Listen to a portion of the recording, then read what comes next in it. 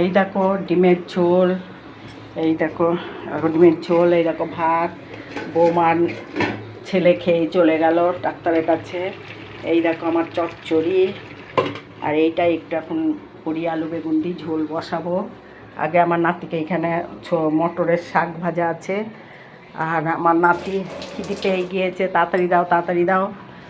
তাই ওকে দেখো সব কি অল্প একটুখানি খেয়ে চলে গেল তাড়াহুড়ো করে। বৌমাও তাই।